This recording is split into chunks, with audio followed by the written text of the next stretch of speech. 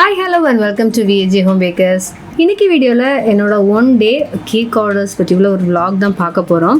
நான் இந்த 1 kgயில் 2 tier கேக்கோட shorts வந்து நான் போஸ்ட் பண்ண போது நிறைய பேர் கேட்டிருந்தீங்க, இந்த கேக் எப்படி செய்யணும், என்ன மாதிரி டின் சூஸ் பண்ணீங்க அப்படிங்கிறதெல்லாம் டீட்டெயிலாக வீடியோ போடுங்கன்னு சொல்லி கேட்டிருந்தீங்க.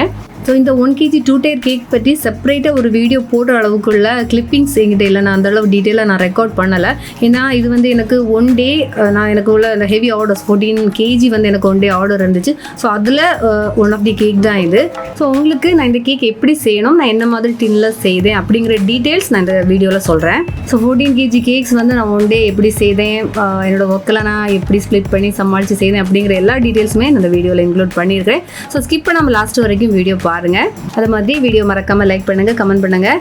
என்னோடய வீடியோவை சேனலை சப்ஸ்கிரைப் பண்ணாமல் பார்த்துட்டு இருக்கீங்கன்னா சப்ஸ்கிரைப் பண்ணி சப்போர்ட் பண்ணுங்கள். பேக்கிங் கிளாஸ் ரிலேட்டடாக என்னை காண்டாக்ட் பண்ணுறதா இருந்தால் நான் டிஸ்கிரிப்ஷனில் காண்டாக்ட் டீட்டெயில்ஸ் கொடுத்துருக்கேன். சேம் இன்ஸ்டாகிராம் ஐடியும் கொடுத்துருக்குறேன், ஃபாலோ பண்ணுங்கள். வாங்க வீடியோக்குள்ளே போகலாம்.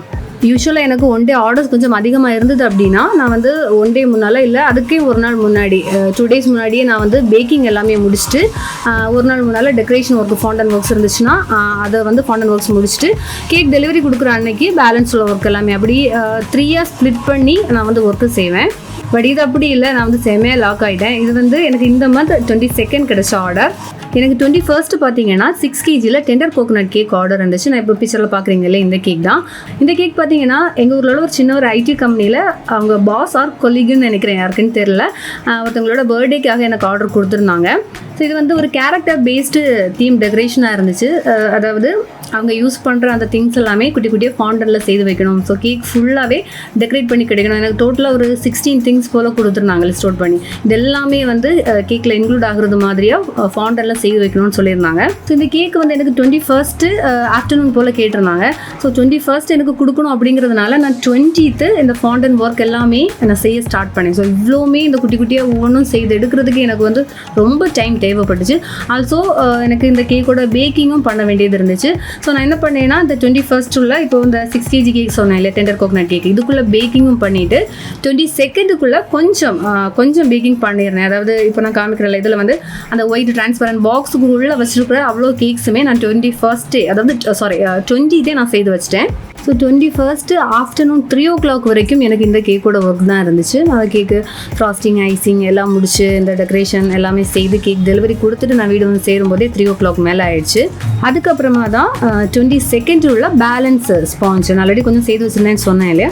ஸோ பேலன்ஸுக்குள்ளது எல்லாமே நான் பேக் பண்ணியிருந்தேன். அதாவது 8 kgக்குள்ளே 2 tier உள்ள ஸ்கொயர் கேக்கு, அதுவும் பேலன்ஸ் கொஞ்சம் கேக்கு வந்து நான் பேக் பண்ணி எடுத்து வச்சுக்கிட்டேன். ஸோ இந்த பேக்கிங் முடிச்சு ஈவினிங் பசங்க ஸ்கூலுக்கு போயிட்டு வந்தாச்சு. பசங்களையும் பார்த்து இவ்வளோ ஒர்க்கு முடியும் போதே நைட் ஆகிடுச்சு. ஸோ என்ன 22nd பார்த்தீங்கன்னா எல்லாமே ஹெவி, அதாவது டெக்கரேஷன் வந்து கொஞ்சம் அதிகமாக இருக்கிறது மாதிரி உள்ள கேக்ஸ் தான், சிம்பிள் கேக்ஸ் கிடையாது. எல்லாமே டெக்கரேஷனுக்காக செப்பரேட்டாக ஒவ்வொன்றும் வந்து செய்ய வேண்டியது இருந்துச்சு. அதில் வந்து ஃபாண்டன் ஒர்க் இருக்குது, கொஞ்சம் சாக்லேட்டு அந்த கார்னிஷிங் எல்லாம் செய்ய வேண்டியது இருந்துச்சு. அவ்வளோத்துக்கு வந்து 22nd கேக்கில் வந்து ஒர்க் இருந்தது.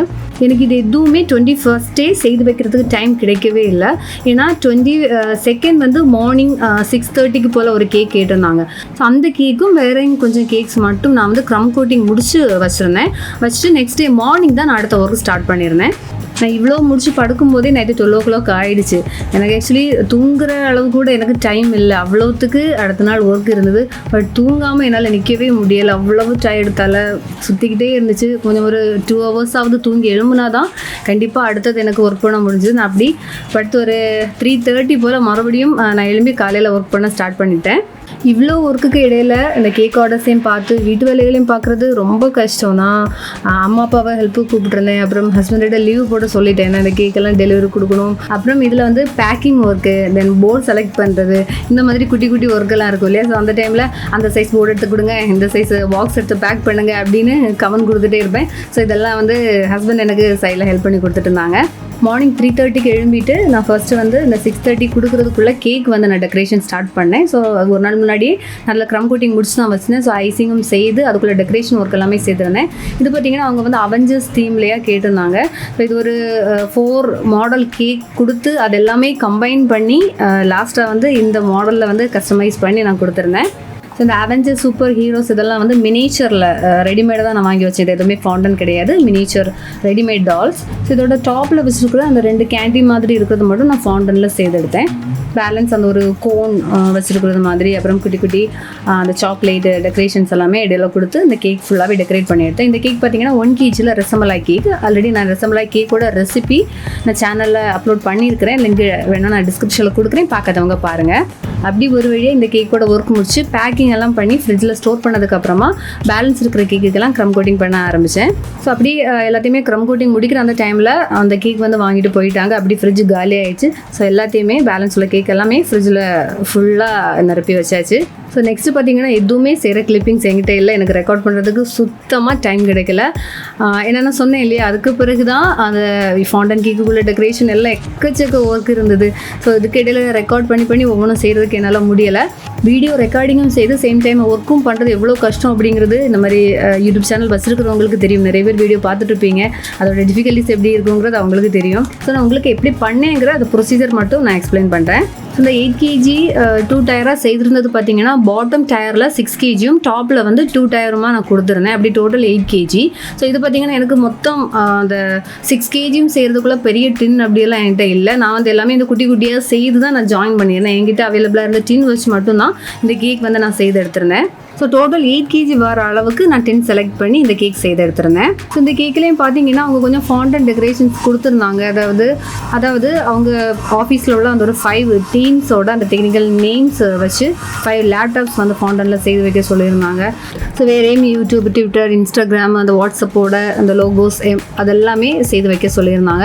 ஸோ இந்த ஃபாண்டன் ஒர்க்கு, இந்த கேக்கோட ஃபுல் டெக்கரேஷன் இது இவ்வளவும் எனக்கு முடிக்கிறதுக்கு ஆஃப்டர்நூன் 2 o'clock வரைக்கும் ஆயிடுச்சு. ஆக்சுவலி இதுவும் பார்த்தீங்கன்னா அந்த 21st ஒரு கேக் ஆர்டர் இருந்துச்சு இல்லையா, அந்த சேம் அவங்களே தான் கொடுத்துருந்தாங்க.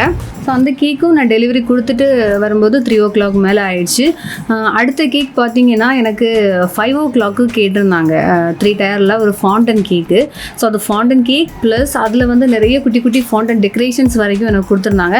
ஸோ அந்த டெக்கரேஷன் ஐட்டம்ஸ் எல்லாமே நான் வந்து இந்த 2 o'clock அந்த 8 kg கேக் இருந்துச்சு இல்லையா, ஸோ அந்த லேப்டாப்ஸ் எல்லாம் அந்த செய்து அந்த டைம்லேயே கொஞ்சம் முடிஞ்சது வரைக்கும் நான் செய்து வச்சுருந்தேன். இப்போ இந்த கேக் ஆகட்டும், இல்லை 1 day முன்னால் நான் வேற ஒரு கேரக்டர் பேஸ்டு தீம் டெக்கரேஷன் சொல்லியிருந்தேன் இல்லை, இந்த 2லேயும் ஆகட்டும் அந்த ஃபுல் ஃபாண்டன் ஒர்க்ஸ் எல்லாமே மேனுவலாக செய்கிறது மாதிரியே தான் இருந்துச்சு. இப்போ ஒரு சில டெக்கரேஷன்ஸுக்கெல்லாம் வந்து நம்ம சிலிக்கான் மோல்டு யூஸ் பண்ணி அந்த ஒவ்வொரு ஷேப்ஸ் செய்வோம் இல்லையா, அது கொஞ்சம் ஈஸியாகவே இருக்கும். ஜஸ்ட் அதில் வச்சு ப்ரெஸ் பண்ணி அந்த ஷேப்ஸ் நம்ம எடுத்தால் போதும். இது அப்படி கிடையாது.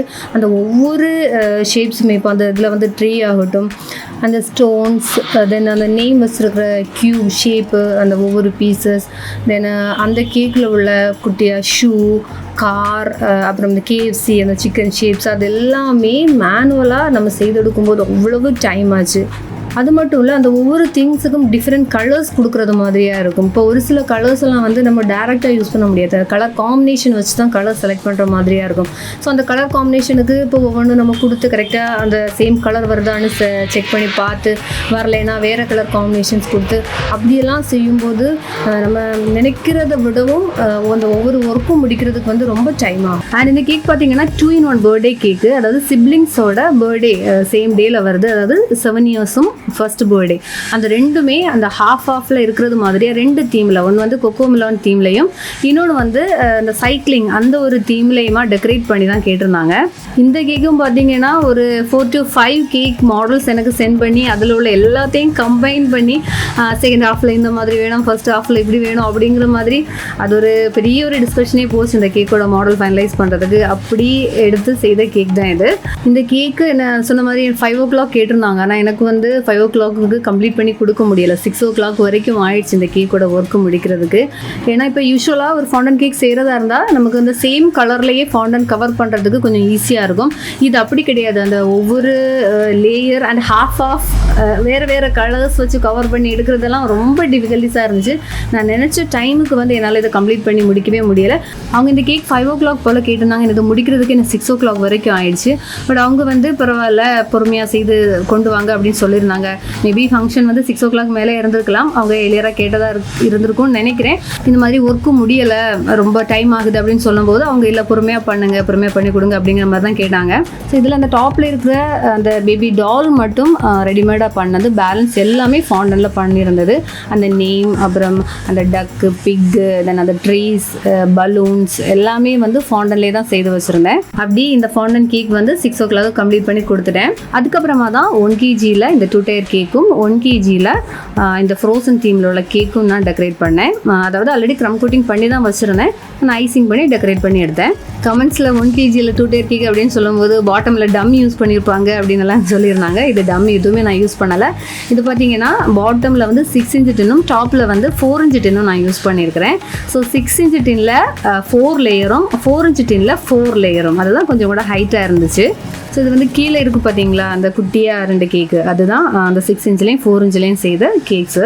இது வந்து நான் 1 kgக்குள்ளே பேட்டர் ப்ரிப்பேர் பண்ணிவிட்டு 6 inchல 2 டின்னும் 4 inchல 2 டின்லையுமா நான் செய்தேன். இப்போ நீங்கள் செய்கிறதா இருந்ததுன்னா, இப்போ உங்ககிட்ட ஒரு 6 inchும் ஒரு 4 inch டின் தான் இருக்குது அப்படின்னா 6 inch or 4 inch 2 டின்லையுமே வந்து சைடில் பட்டர் பேப்பர் கொஞ்சம் ஹைட்டாக நம்ம சைடில் வந்து வச்சுட்டு பேட்டர் கொஞ்சம் அதிகமாக விட்டால் போதும், நமக்கு 4 லேயர் பர்ஃபெக்டாக பேக் ஆகி கிடைக்கும்.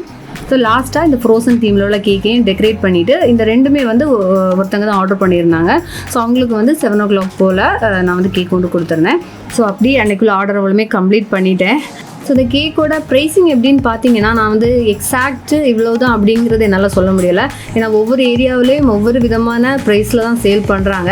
இப்போது எக்ஸாம்பிளுக்கு இப்போ ஃபாண்டன் கேக் எடுத்துக்கிட்டிங்கன்னா 1200லேருந்து 1700 வரைக்கும் 1 kg கேக்குக்குள்ளே ப்ரைஸ் வந்து கொடுக்குறாங்க.